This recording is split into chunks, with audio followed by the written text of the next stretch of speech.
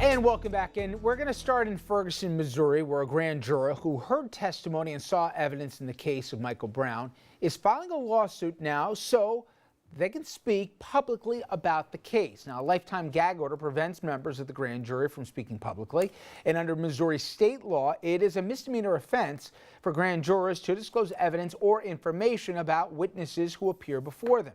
Federal suit filed named St. Louis County Prosecutor Robert McCullough as the defendant because he would be the person to bring charges against a grand juror who violated that said gag order.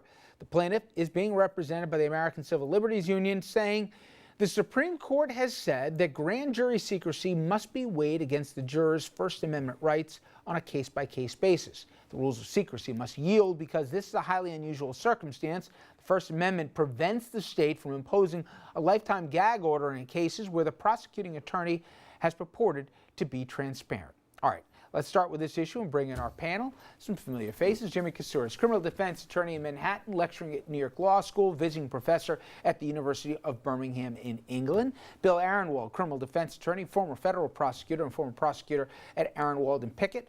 Mayo Bartlett, attorney and former chief of the Bias Crimes Unit at the Westchester County DA's office. Gentlemen, thank you all very much. And I'll start to my immediate left and go around.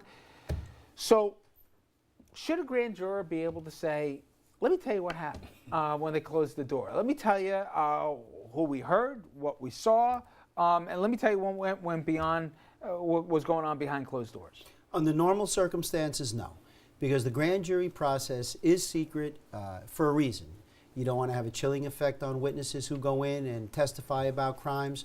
And so I have no problem with that law under normal circumstances. But whereas here, the district attorney has gone to a judge, he's received an order and permission, and has disclosed so much of the grand jury proceedings, to now gag these grand jurors from commenting, I think is unfair.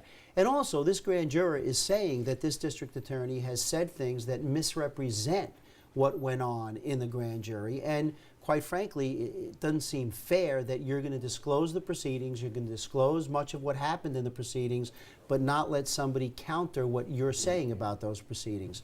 So once you let the cat out of the bag, why are we suppressing the people that were in there?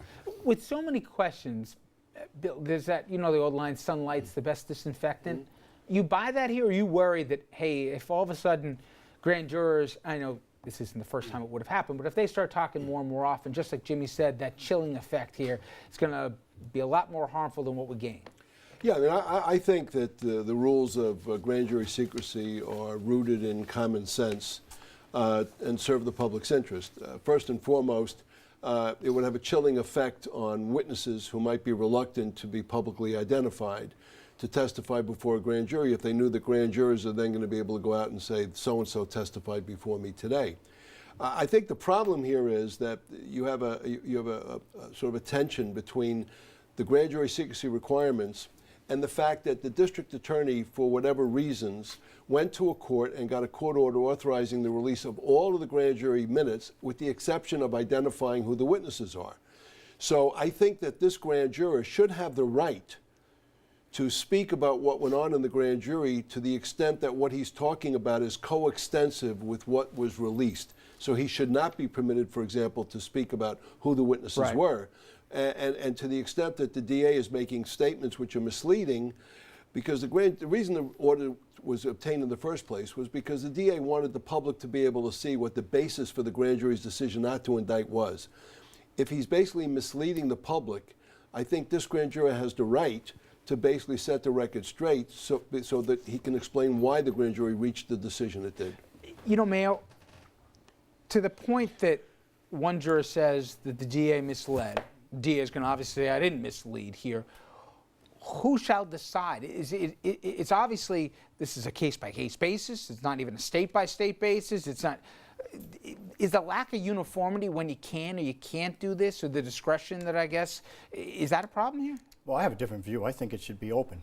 I think that the grand jury proceedings ought to be open and that you ought to be able to speak about what you've observed as a juror just as you can in a regular jury trial. If the case goes to trial, I don't believe... Speak to their question about a witness being maybe less willing to come forward if they think all of a sudden their name's going to come out? If they're less willing to come forward in the grand jury, then they're not going to testify in the actual trial itself. And you got to figure that we're in an age now where the trial itself is likely to be televised. So if you're going to televise, let's say the OJ trial, you know who the witnesses are, who's testifying.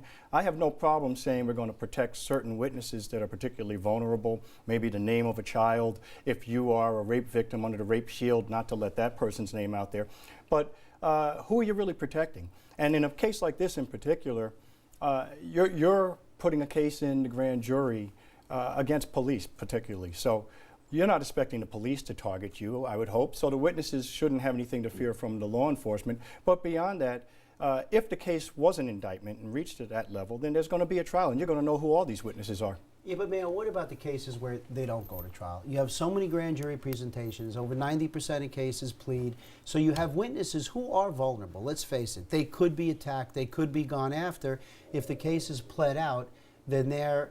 I can give a 99% practical example, Mayor. of these- One of the practical examples was reportedly some of the people that testified in the grand jury phase contradicted some of the statements from, you would think they may face some ramifications from people in the community they went You back would if think they that released the the DA name. himself would face ramifications because he put people in the grand jury who he knew were lying. So he suborned perjury, basically. And so that's a bigger issue. But transparency, that one. transparency prevents that from happening, because if this person is not qualified to be the DA, if he's putting people on to give false testimony to say that they were there when he knows they weren't. There's another, let's take a step back. First off, one of the reasons you have grand jury secrecy is because this is a situation in the Ferguson case where the grand jury wants to speak after the matter has been concluded in the grand jury. But the fact of the matter is that one of the reasons you have grand jury secrecy is because there's a fear and a concern that if grand jurors go out after they hear evidence and discuss it publicly, then the person who was the target of the investigation is going to find out about it, and he's going to have incentive to flee or to try to intimidate potential witnesses from testifying. So that's a reason why you have grand jury secrecy. Another thing that needs to be pointed out is the rules of grand jury secrecy only apply to the grand jurors, the DA, and the stenographer. Witnesses are not bound by grand jury secrecy. A witness can go out So they and can hold a talk. press conference right on the step, right outside the grand jury room, and say to the press, "This is what I was asked." Well, let me this is get what to I the said." second part of this, because let's stay in Missouri, because the prosecutor there, Bob McCullough, thanks Jimmy, he's been criticized over his handling of the case, and there's been different perspectives. One that, hey, he took the approach, I gave it all to the grand jury and I let them decide. Some said no, he tried to direct a decision. Now, for all the questions about whether McCullough presented evidence in a way that would ensure that they wouldn't come back with an indictment or not, and yes, some of the outstanding questions in Staten Island as well as to, did Donovan really pursue an indictment, or what was he really, how was he really instructing the jury? What about, forgetting about witnesses, as you mentioned, Bill, or about,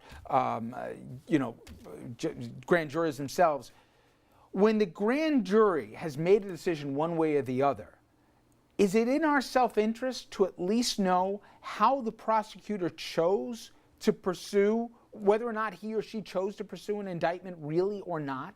Well, you have no remedy. I mean, first, the DA is an elected official, so even if the public gets the perception that the DA basically tanked the case, he didn't really get it. Well, we don't know one way or the other. Well, you don't know. But what I'm saying is, look, they're elected officials. If the public in Staten Island believes that the officer should have been indicted... But how do I know? Let's say I'm a Staten Island resident, Bill, and I want to say, okay, the next time I'm going to vote for the DA, I'd like to know how in this particular case he went about it. Now, maybe as a voter, I wanted him to just basically, if not punt, say, I'm going to give it to you, you guys make up your own mind. Or maybe I said, hey, you know what, I want my prosecutor to at least go for an indictment. Maybe he shouldn't have gone for this, maybe he should have gone that, maybe he should have gone for less, but I want him to go for something.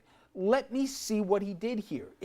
Since he's an elected official, shouldn't I be able to make an informed electorate decision? Well, yes, you should, assuming and provided that you get a court order authorizing the release of the grand jury minutes. If you don't get them, you shouldn't have to have a court order, and you ought to be able to determine at least what the grand jury was given to consider, because the grand jury today often is a pawn for district attorneys, and they're political cover for DAs. So you can go into a case like the Garner case and give that grand jury only the opportunity to consider murder, when a reasonable group of grand jurors may say, well, I don't think it's murder. But they may disagree or be able to agree that it's criminally negligent homicide homicide or manslaughter. If you deny them the opportunity to consider that, you're really doing a disservice to the grand jury, and it kind of leads to this mistrust, because people don't understand what happened, and good people can reach a decision not to indict if they're given a certain set of facts to consider. But given the number, just given the sheer number of cases that are presented to the grand jury, it's impossible that voters are going to look at it that way. Rich, you are looking at the bigger issue, and it is an issue that needs to be addressed overall, and that is how cases are presented when they're presented against police.